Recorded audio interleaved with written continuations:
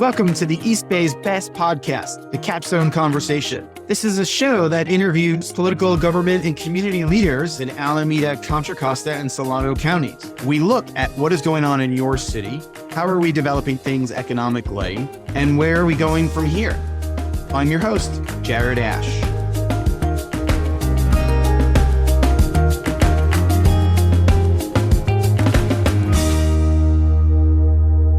Hi, I'm Jared Asch, and I am the host of the Capstone Conversation. Today, we're going to talk to two chamber CEOs. We're going to hear their perspective on how a chamber can work with a city to attract new businesses, ensure that businesses in the community are currently successful, and form a partnership that benefits everyone overall. These two people often work together because they realize that their chambers in their cities operate in a region, not just by a line on the piece of paper. They are smart people that will give you ideas on benefit add for an economic development group and how cities can also partner with them.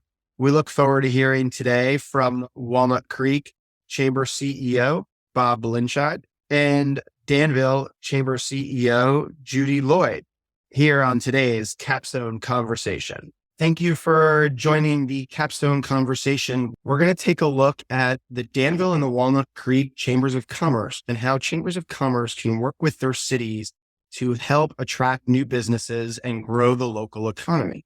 First, we have Judy Lloyd out of Danville. She spent most of her career in public service, having worked in the U.S. Congress and the U.S. Department of Agriculture and U.S. Department of Labor. She has been working in the Bay Area for 5 years in Danville and San Ramon for an aide to State Senator Steve Glazer. She was inducted into the Contra Costa County Women's Hall of Fame and has been the CEO of the Danville Chamber for several years now. Bob has been working with chambers of commerce and business organizations for more than 40 years. In his career, he has managed the Antioch Chamber, the Chico Chamber, the Butte County Economic Development Organization, and he's been the head of the San Francisco and San Jose Chambers of Commerce. And his career has come full circle because he was the CEO of the Walnut Creek Chamber in 1980 and has come back to take the reins in his town here. So I appreciate Judy and Bob, you being here today. Let's get going. Is there anything else you guys want to add to your introductions? And maybe, Judy, if you could start, tell us a little bit about Danville and what you have going on. All right. Well, Jared, thank you for having me and Bob today. I guess, what can I tell you about Danville and about our chamber? I mean, first off, I've been a business advocate all my life. So even when I was in government, I always had this strategy throughout my career that it was going to be, I wanted to understand where business was coming from, but also figure out how government could get out of the way or provide incentives. And so the chamber gives me the chance to do both those things on the advocacy front. I did work for many years at the federal level, U.S. House, U.S. Senate, and for my state senator, Steve Glazer, locally here. And my chamber is in the process of going through a transformation. We're offering several value-added programs that we hadn't done before that help our community. And I can talk a little bit about those later. And we also offer some fun programs, as I hope every chamber does. Regarding Danville, I mean, Danville is an evolving city like others. We evolve slower than others, largely because it's been very important to our town council and our community to retain our small town charm and our quality of life. And so I'm happy to elaborate on that further, but we're a destination, definitely becoming a much more foodie destination. And I'm excited about the possibilities. Bob? Yeah, echo Judy's remarks. Jared, thanking you for convening this group of chamber leaders in Contra Costa. I think that one thing that Judy and I have in common is we believe that we're much stronger as a group than we are as individuals. And that's the basis for which chambers were formed many years ago in France, for goodness sake. And the distinctiveness of Walnut Creek, and the reason I returned this portion of my career. And then I started my job during COVID. So that's something that we all acknowledge and sometimes use as an excuse. But for almost 100 years, the Walnut Creek Chamber has been part of building a region. We're lucky to be along 680 and 24. And by doing so, that draws a certain element of success relating to a business opportunity. So as we delve into the questions further, I'll talk about a bit further on the elements of what our organization is. What we share is champions for strong community, convener of leaders and influencers to make things happen, and a catalyst for growth, economic growth. Just this last week, the city council approved a sustainability action plan. And I'm a big advocate for economic sustainability because we can say that we want environmental sustainability, but there's always costs. And as business advocates, Judy and I share a passion for business, but we also want to put a dose of reality in some policy issues. So thank you again, Jared, for including us. Thank you both for being here. You both have vibrant downtowns with lots of restaurants and shops. Probably two of the more energized downtowns in the East Bay. What are you doing to further strengthen your downtown, keep the storefronts full, and do more than just have a local restaurant there? Judy, you want to start that one off? Sure. So we work, with regard to the downtown, we work very closely with the town council. And I got to just go back to this one point that Bob made. I started in December 2020, which we thought was the end of COVID, and now we know wasn't. And I started, in 2 weeks later, they shut all the restaurants down before the holidays. And so it was immediate crisis management. How do we handle that? And the way that we handled that in Danville was to allow them to have parklets, which lasted for 2 years. And some of them still have a parklet today. In fact, there's a beautiful new one that just got built on a new Thai restaurant. And so I think that what we do, we work very closely with, in our case, work very closely with our town. Our main street, if you will, is Hart's Avenue. People choose us for our small town charm, which could be seen throughout Danville, but certainly in the historic part. And they've put a historic amount of resources and reinvestment into that, including an upcoming $5 million project to expand public gathering spaces, add additional lighting, which is something that the community's been asking for. Now we have an ability to do it. And to enhance traffic safety along our busy thoroughfares downtown. So we work very closely with them, have a lot of input into the projects, and it's nice to kind of see them come to fruition. That's great. Bob? Yeah, regarding downtown, one of the first things that I wanted to achieve by coming to Walnut Creek was to develop a strong relationship between the Chamber of Commerce in Walnut Creek downtown, which is the business improvement district located primarily between Broadway, California, Civic, and Newell. And so that vibrant downtown, as you acknowledged, contains quite a few restaurants. It's about being live after 5. But there were many things that happened during COVID that weren't so good for small business. A number of mom and pops have decided that they were out of business. That happens, but by the same token, we're experiencing some good luck in that our vacancy factor is not as significant as other communities are feeling. Like Danville, our restaurants thrive. I think that, but not all of them are thriving at the same level. So we as business advocates need to determine what role we can play, and whether it's streamlining permit process. Like Danville, parklets have become very fashionable. When you couldn't eat inside of a building, outside seemed to work. And we're transitioning to the more permanent structures now that the emergency order is over. But we have an economic development team in the city that does a really good job in working with the small business community. So I think both communities thrive on the availability of a downtown ecosystem. Great. I appreciate that. So outside of your downtown cores, which we just talked about how exciting they are, what are you doing to attract businesses and storefronts to those locations, to the office parks down Ignacio, to keep Black Hawk area thriving in Danville?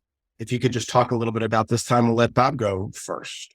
Well, I think if I were to start a chamber of commerce from scratch, I would probably form business improvement districts. Like Walnut Creek downtown is a business improvement district.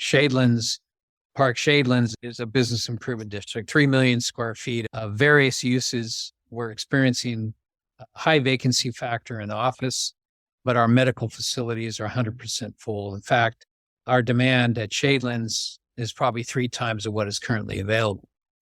And so we're working on a number of initiatives beyond downtown that give Walnut Creek a little distinctiveness. Frankly, we have a huge sector of our community prior to COVID that commuted out of Walnut Creek for work. With the stay home and the opportunity to work closer to home, we're seeing a lot of interest in small, I wouldn't call them co-working, but smaller facilities that accommodate folks that still want to gather, but don't want to commute all the way to San Francisco. So I think we both share in the common interest that could be an advantage for our communities to keep our workforce closer to their jobs. Could I grab on to that last question? Please. Largely because you mentioned Blackhawk. So, and this is an important thing. So a lot of people don't realize that the town of Danville limit actually ends at Diablo Vista Middle School. And Blackhawk's actually not in the town of Danville. So Blackhawk is on Contra Costa County, unincorporated Danville land, which is very interesting. It provides some context as to people are always calling the town about what are we going to do about Blackhawk Plaza? And the town says, we'll call the county. So 2 things that I can tell you that are very possible there, where they have a bid to bring another movie theater in where the old movie theater left, which would be huge. And they have a gym potentially coming in. I hear potentially could be the end of September to replace where the crunch space was. The plaza itself is undergoing some renovation. People have to remember this is kind of it's a bit dated of a plaza, but still a beautiful place. And so they are doing some renovations there. And the biggest attraction for any business there is going to be the Blackhawk Museum. That museum now has 4 or 5 museums in it, including one called Out of Asia, including there's a new one that's like a safari. It's called Natural History. They've got Spirit of the Old West, in addition to the car museum. And a lot of people don't know that, but that's kind of a huge attraction for that area. And what are we doing to help? Well, I look at some of our other business plazas. We brought in the Yellow Chili, which is over at the Rose Shopping Plaza, which is Sanjeev Kapoor, I believe is his name, who's the master chef of India. It's one of the franchises it's now in America. He chose Danville, which is awesome. We also are doing tonight a ribbon cutting at Green Light Simulation, which is virtual reality for teens learning to drive. So there's a lot of different types of businesses coming into these plazas. They're not necessarily your traditional restaurant or your traditional retail. There are more service, many more healthcare, many more wellness. So that's how we're pivoting, is to look for those businesses in the growing sectors and trying to attract them. That's great. I was up in Vallejo yesterday for a meeting, and they had an old movie theater downtown that was converted into like a cafe, coffee shop. And then they still have the theater place where they have a lot of like cover bands that come in.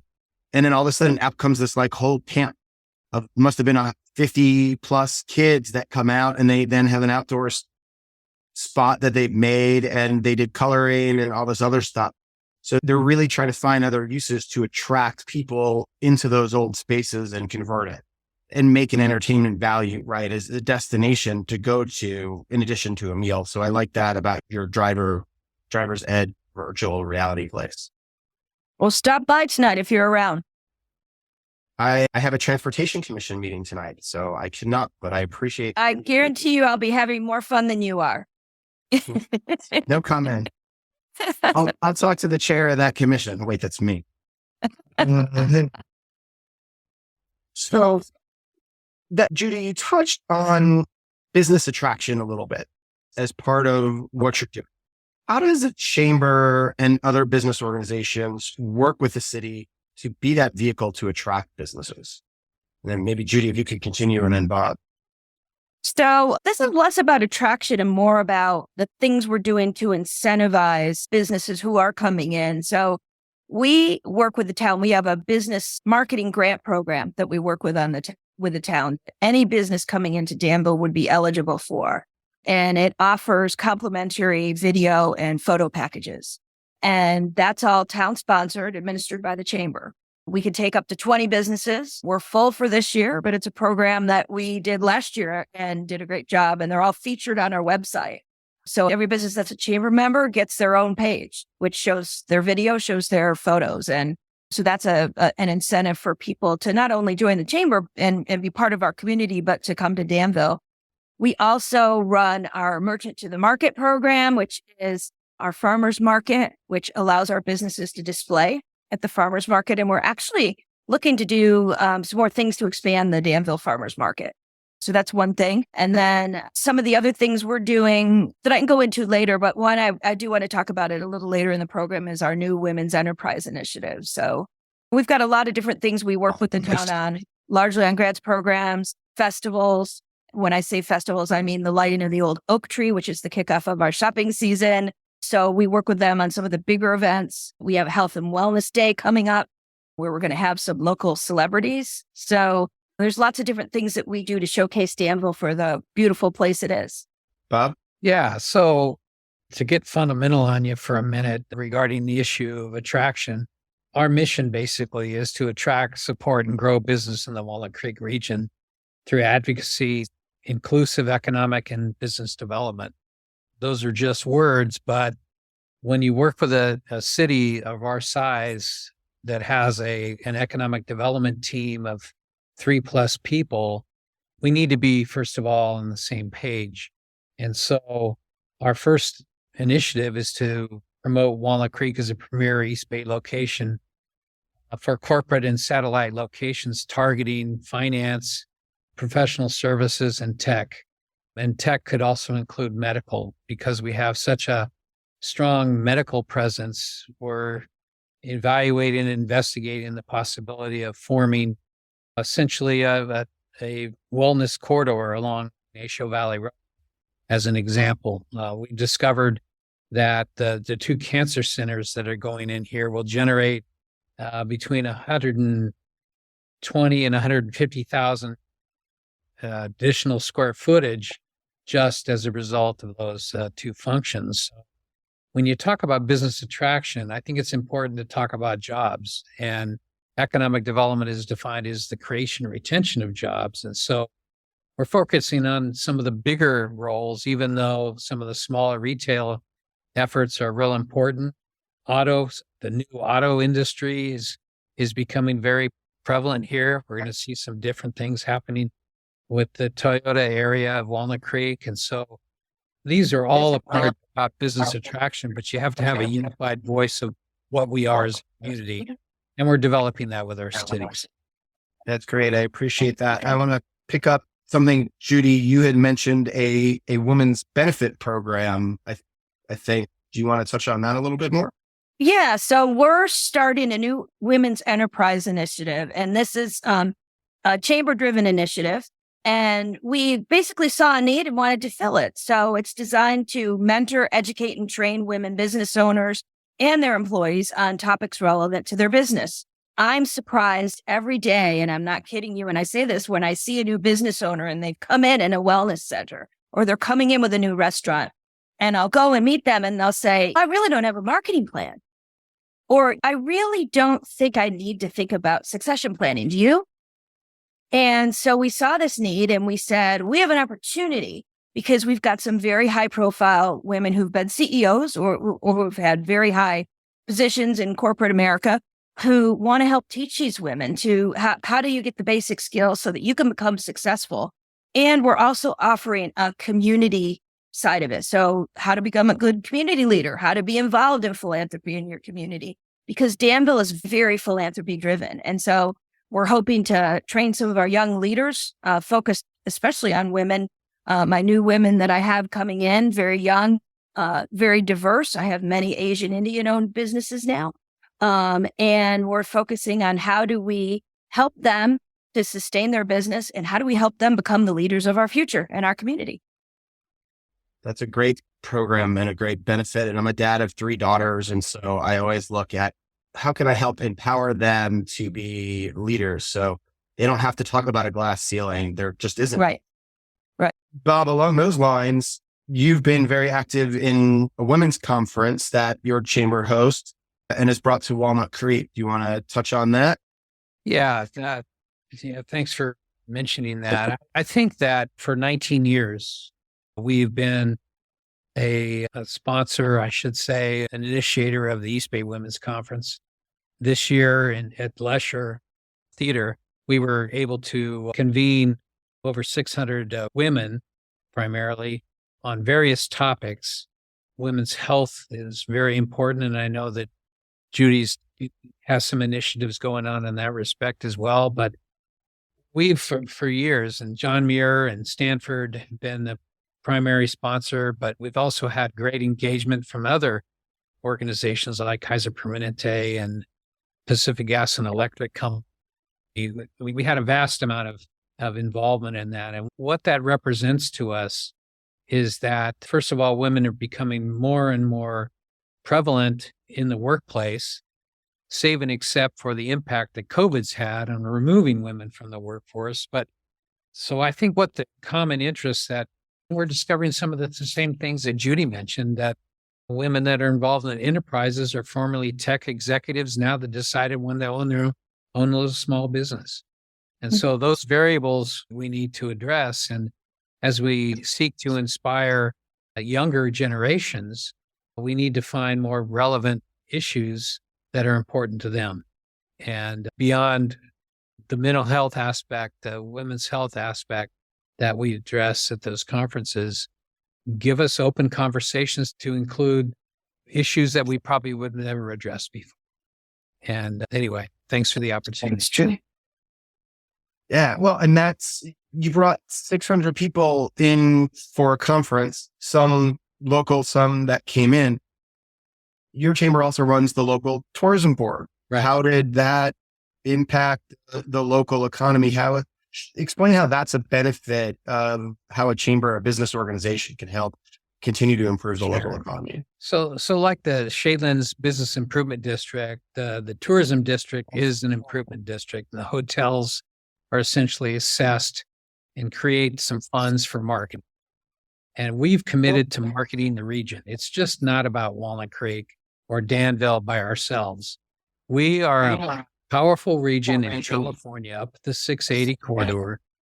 And our visitor bureau, which is also referred to as Destination Management Organization, works very closely to attract events, but also take advantage of what we have in existence. So Visit Walnut Creek brand has become something of significance in that people are looking for somewhere to hold events other than major cities like San Francisco and Oakland.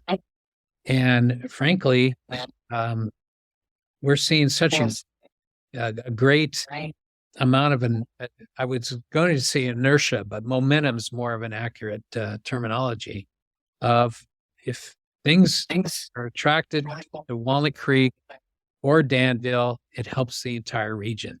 And so that's our philosophy. And our team has done an extraordinary job in not only rebranding the concept, but also looking at events like the East Bay Women's Conference or we've for 40 years have Spartan Wine Festival that has changed over the years. I think Judy and I share one thing. We're not really big on doing a lot of events. We want to do a narrowed amount of events because it costs a lot of money to put these on. And sometimes our city or our town don't recognize how costly something like this is to put on, but it benefits the community. So we do it. Right. Well, I like the conversation about the regional approach and shows the fact that the two of you are friends and here together, right? And we could have easily invited probably Lafayette and Concord into the same conversation, but then it would take too long for listeners today. But the attitude would be the same. Yeah. And I could touch on too, there's always been a border between Alameda County and Contra Costa County. And there are certain organizations that have focused on Contra Costa and certain organizations that have focused on Alameda. Well, our cities decided years ago to take a different approach. And so the Tri-Valley cities go from Danville down to Livermore. So no borders. We've got 2 cities in Contra Costa, 3 in Alameda. Our Visitors Bureau is Visit Tri-Valley that is doing an amazing job supporting the entire region. And so the Tri-Valley region, a lot of people don't realize, definitely a big tech hub, largely driven by Livermore Lab and Sandia Lab. We're perfectly situated to have a lot of executives, a lot of high net worth people in our regions because of that. So that's one of the things we really value is our work with Visit Tri-Valley. They've done an amazing job to help all of our communities. So that's our visitors arm. Bob has a different partnership, but that's okay. We're all together, working collectively. Yeah, no, I mean, but that's a great thought, right? For how different chambers in different cities have to look at things, right? It's how can you best work together? Well, and along those things, how does transportation or the topic of workforce housing impact business attraction and business retention in your local economies? Bob, you want to take that one first, and then we'll let Judy hit that one? Sure. I don't think there's any more important issue in attracting business than dealing with how people get to work or where they live. And I think that we all know that the cost of living, how many of us could afford to buy our house again, right? It's a true challenge. In the newspaper this morning, I think that it's reported that even if you make $104,000 a year, you're low income, essentially. Right. As far as the affordability factor. And so what I see our role as chambers is to advocate for good housing policy. You mentioned downtown, the number of units that have been built downtown in the last 10 years in Walnut Creek is substantial. And it's become, part of our housing element to do just that. And so Leadership Contra Costa, which is something we convene here at the chamber, the number one issue that really gets a lot of attraction from members of the class and the presenters is basically housing and transportation. In fact, we had Steve Spadowski from San Ramon talk about how San Ramon is taking a different approach to what they're doing with the former Chevron site. And communities are forced, but our role is to say, let's not get too excited. Let's not think we have to convert every vacant building into housing, because that's an overreaction, because we still need places for people to work. And so it's that delicate balance between where do we build the housing? Where do we have the employment centers? How do we create innovation hubs for new innovative growth companies that we're all trying to attract?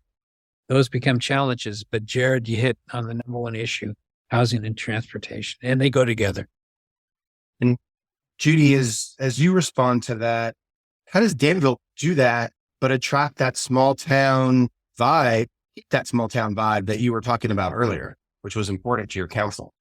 Well, it's a challenge here because we thrive on our quality of life here. We love our hiking trails. We've got the Iron Horse Trail running through much of our community, and it's a challenge. I mean, and I think for us, the real sort of challenge that they've dealt with working with the state, working with Bay Area governments, has been, where do we put the housing? Because we're pretty built out in Danville, unless we want to go dot our hillsides with houses, which I know is not something that they want to do. So they've looked at it a little bit differently, which is, how can we put the housing that we need to put? How do we put that downtown?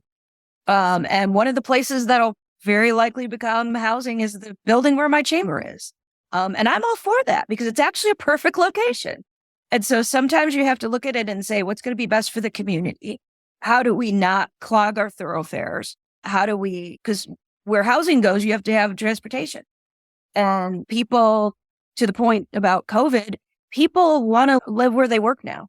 That's become important. They've changed the way that they look at things. And so for us, keeping that quality of life and not just being kind of the suburban house farm where everybody commutes to somewhere else is really important. So I can tell you, we do have a business that's growing in Danville called Face Reality Skincare, which has grown now to about 50 employees at one of our plazas.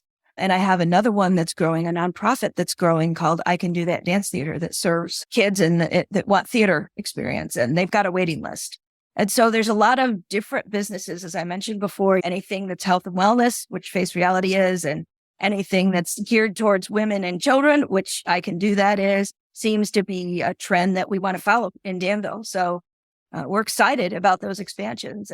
And I do think it's very challenging, though. I mean, I made the joke last week that my hometown is Cortland, New York, and I moved from the least expensive housing market to the most expensive housing market. I don't know how I did that, but somehow I did. And so it's a challenge for our workforce, certainly. Yeah, I appreciate all of that. And I know that won't be solved in this, but there are lots of conversations around those topics, so it's worth addressing.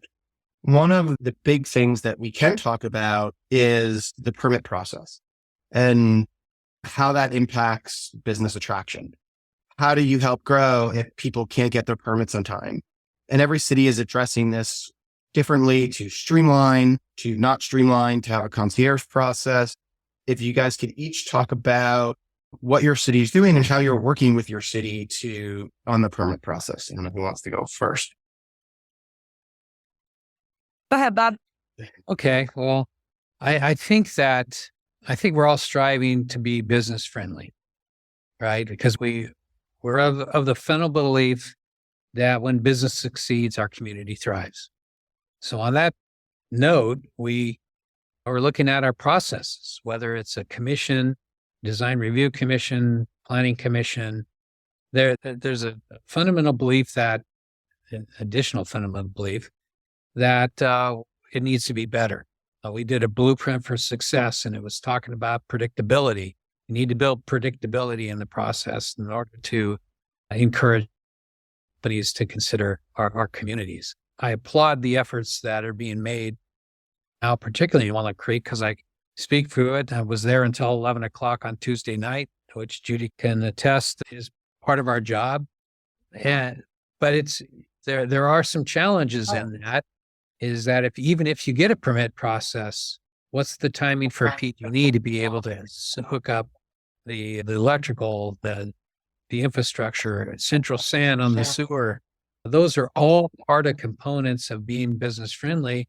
And it's incumbent on us as leaders to convene on issues that are impacting our community to solve a problem. And my belief is our communities want to get better at it, but sometimes you have zoning codes and other things that restrict our ability to move quickly. And I go to bed every night thinking about, okay, what can I do to make a difference in that respect the next day? Because it's essential to thriving a thriving community. Great. And Judy, I noticed particularly when Bob was talking about zoning issues, you were shaking your head there. You want to elaborate on that and what your city's doing? Sure. So zoning is always a complicated issue for anybody to get their arms around, and especially somebody that's not as familiar with the process. So our town has tried really hard and done very well with better defining things on their website so that it's more accessible to people. Make it just a refresh that actually tells things in English now versus citing. I mean, they still have to, of course, cite ordinances. We always have to do that.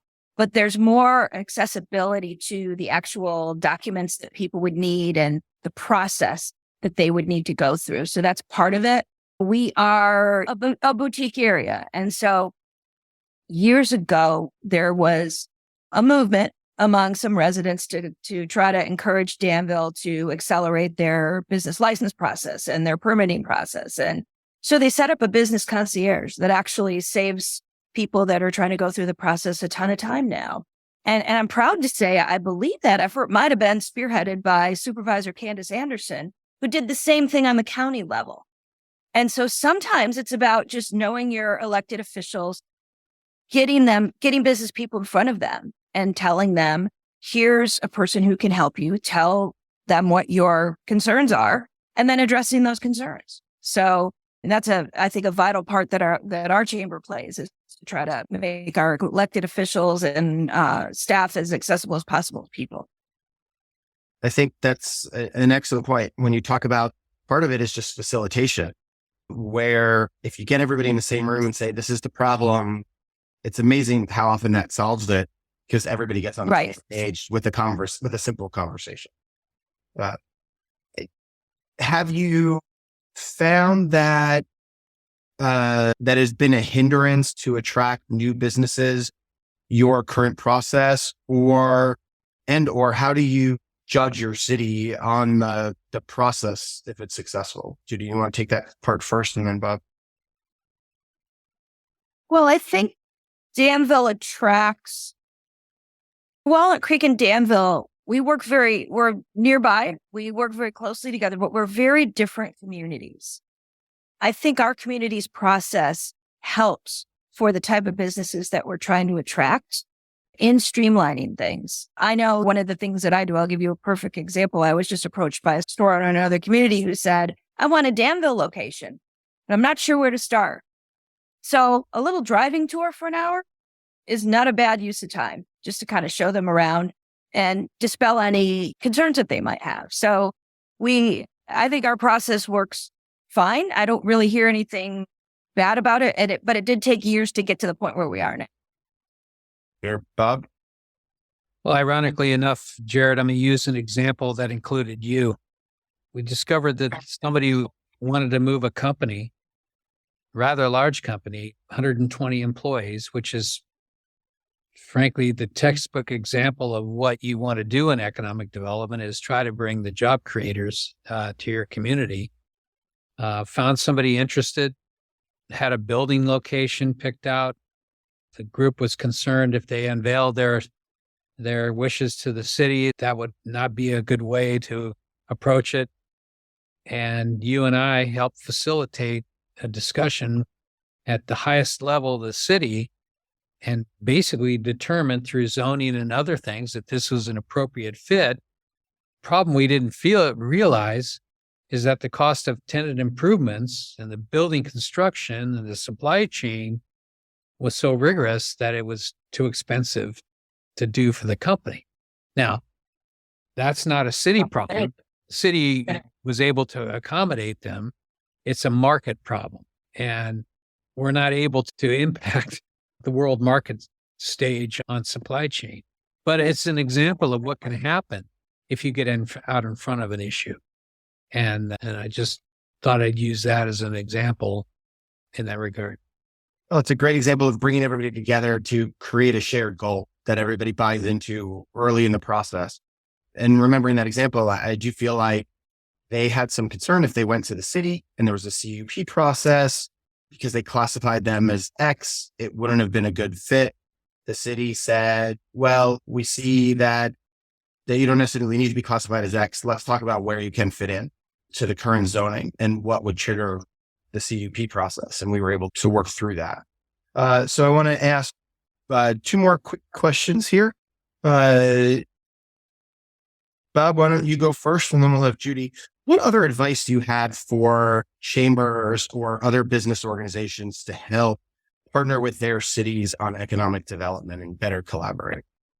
Yeah, I think it's, frankly, sometimes you have to do a little bit of education to the cities as to what the purpose of a chamber is. We're not just putting on events for the sake of putting on events. We do them for a purpose. But probably our biggest role is advocacy. In order to be able to be a good advocate, we have to have a willing partner. And it takes some time to develop relationships. It's all about relationships. That's why we do the leadership program. We create relationships within the super region.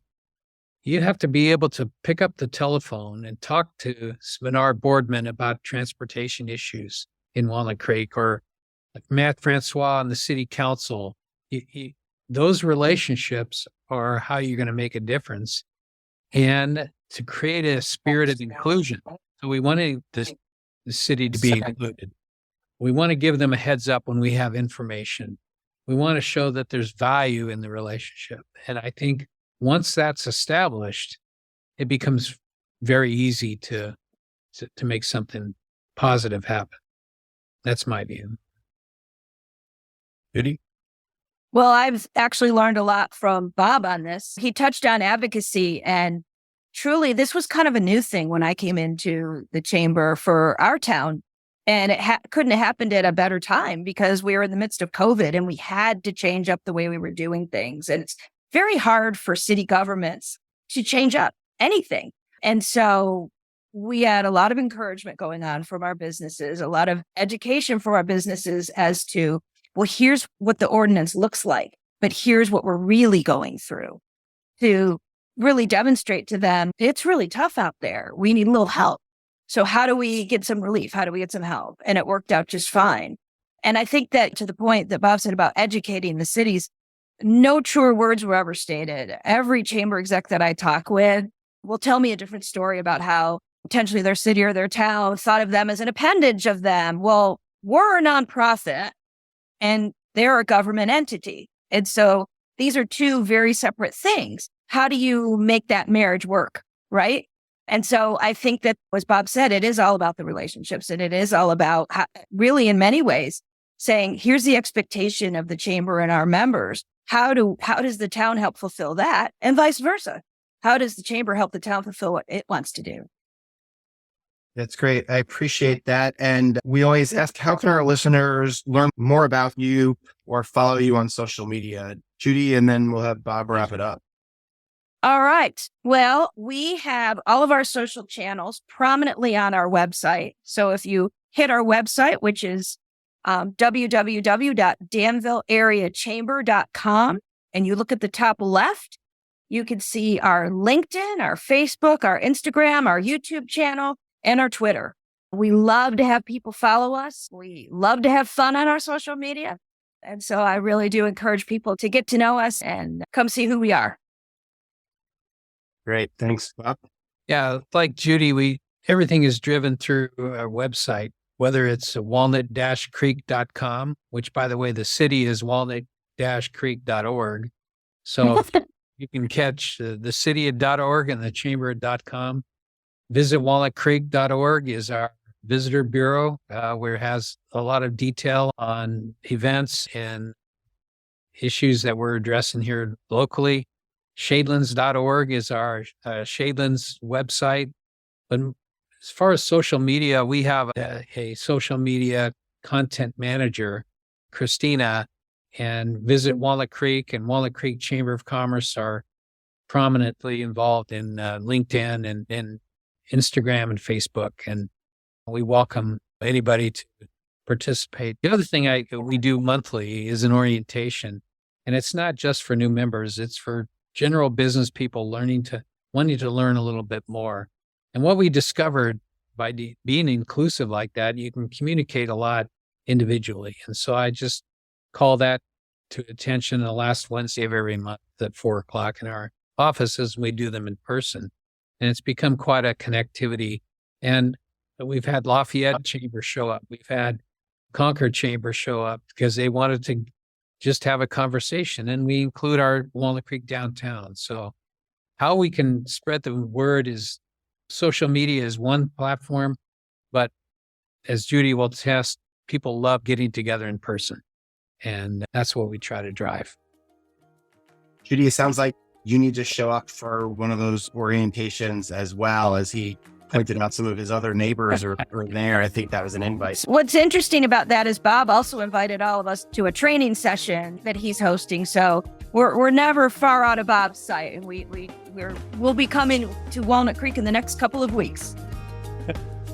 Great. Well, thank you both for being here. We really appreciate you joining the Capstone conversation today and being here for our audience and sharing some ideas on economic development.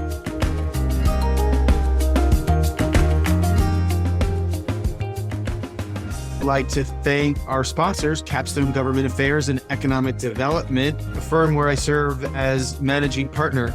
For more information, check us out at www.capstonegov.com and follow us on LinkedIn by typing in Capstone Government. Thank you for listening to today's show. Check out the show notes, and for a full transcript, visit our website, www.capstonegov.com, and follow us on LinkedIn by typing in Capstone Government, or you can find me, your host, Jared Asch.